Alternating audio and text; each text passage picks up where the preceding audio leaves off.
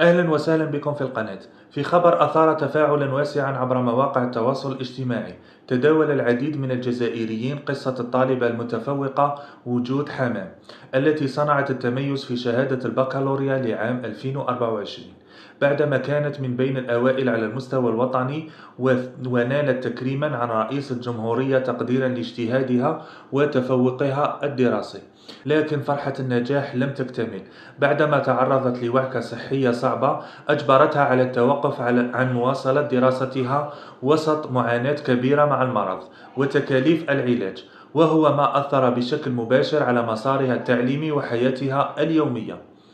وجود التي كانت مثالا للطالبة الطموحة والمجتهدة عبرت في تصريحات متأثرة عن حزنها لعدم قدرتها على متابعة دراستها التي كانت تعتبرها حلم حياتها، مؤكدة تمسكها بالألم رغم الظروف الصعبة التي تمر بها.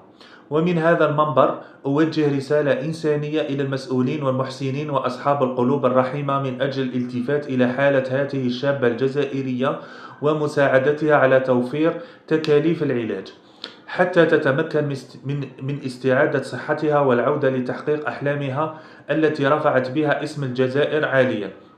نسأل الله الشفاء لها العاجل وأن يخفف عنها هذا الابتلاء.